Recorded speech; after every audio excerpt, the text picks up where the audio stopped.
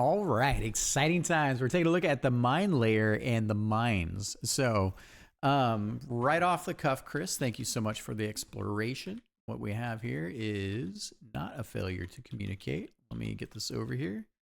There we go. So I always like when I give you guys the choice to check something in, because it also gives me an idea of the aesthetics that you like the most, because you're putting those in game. So I just wanted to say honorable mention.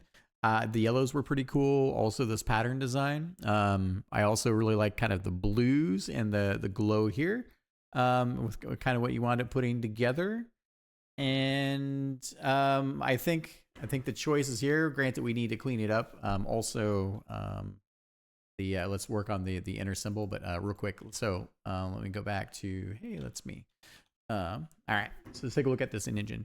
So a couple things. So one is you need to make sure that we center the image. So you can see the image has a weird oblong warble to it. That's because the sprite is not perfectly centered. So we should fix that. I also, this is a small thing here. So with these decals, we should rotate this inner piece. So then, like I think the whole thing is weirdly off. Like there's something wrong with the render here. But let's make sure that the decal is actually centered and that we have these lines that feed into this, and either the lines can come off in the,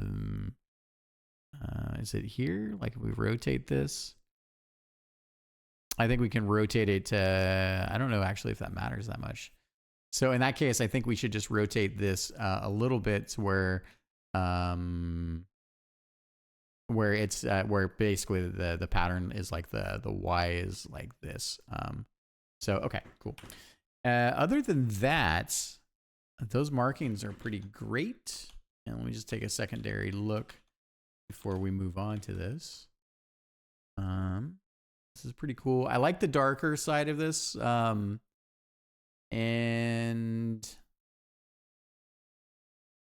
I do like the big decals are interesting.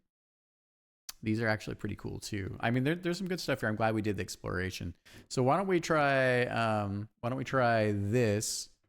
So let's take these yellow indicator decals, bring them over, but let's keep this as our main one, as our basis, and then maybe iterate on that a little bit. But other than that, I think I like where we're at with the colors. I like the way it looks in engine. And then let's take a look at this guy here. Here's the whole thing in motion.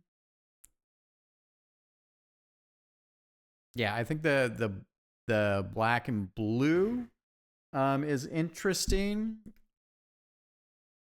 I think the way we're lighting the world here, and when we, this is one for Dimitri, right? So it's either we have this sphere, right? And if you're projecting, it's either we have self-shadowing if you split the sphere in half. If you have self-shadowing on this side, right?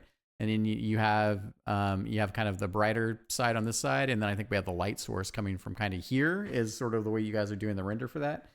It's a little dramatic. This is and I think that maybe it's not the end of the world, but we should probably keep that in mind. Are we adding the shadow areas, because you can see how these kind of poop out in the circle, right? So and when they do, based on the enemy, the lighting direction is different. So are we really shadowing the sphere itself? In that case, then we should have a little shadow on both sides to recess it.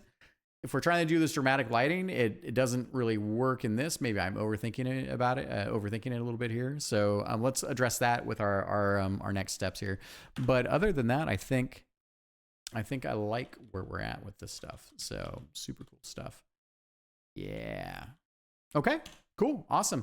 I'm looking forward to the next iteration. These guys went super quick, and it's in part because of all the great work we did on the singularity mine. So thank you very much for that, Chris. And I'm glad we're making good use of some of our other concepting. Talk to you soon.